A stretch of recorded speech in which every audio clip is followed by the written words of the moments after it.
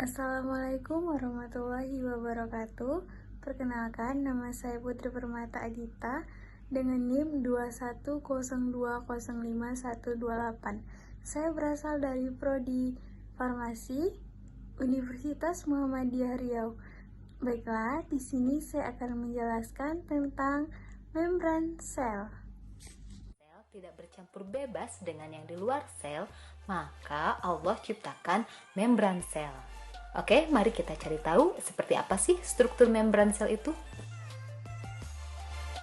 Struktur membran sel dikenal dengan sebutan fluid mosaic model atau model mozaik cair. Kenapa? Karena faktanya membran sel itu tersusun atas lipid, protein, dan karbohidrat yang tersusun secara mozaik.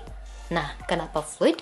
Karena di antara komponen-komponen itu dia bisa bergerak secara bebas. Jadi, membran sel itu bukan lembaran yang statis. Membran sel tersusun atas dua lapis fosfolipid atau lipid bilayer. Selain itu ada protein integral dan perifer, ada karbohidrat dan juga kolesterol. Untuk fosfolipid, bagian kepala tersusun atas kelompok fosfat dan gliserol yang bersifat polar dan bermuatan, sehingga dia suka air atau disebut hidrofil.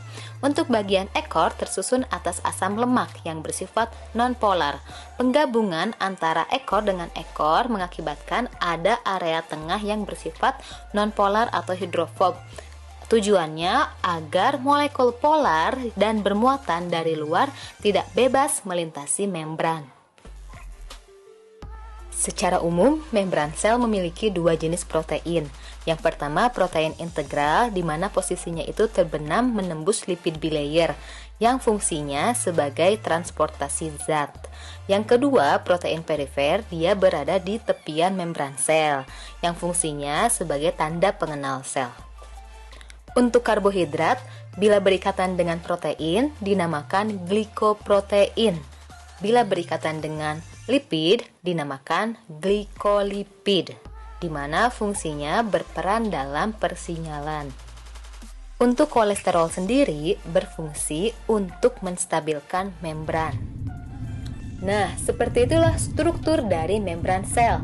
Berdasarkan strukturnya, dapat kita simpulkan bahwa membran sel memiliki fungsi yang pertama sebagai pembatas antara lingkungan luar dan dalam sel. Yang kedua, melindungi isi sel. Yang ketiga, mengatur keluar masuknya molekul-molekul. Kenapa? Karena dia memiliki sifat selektif permeabel, artinya hanya zat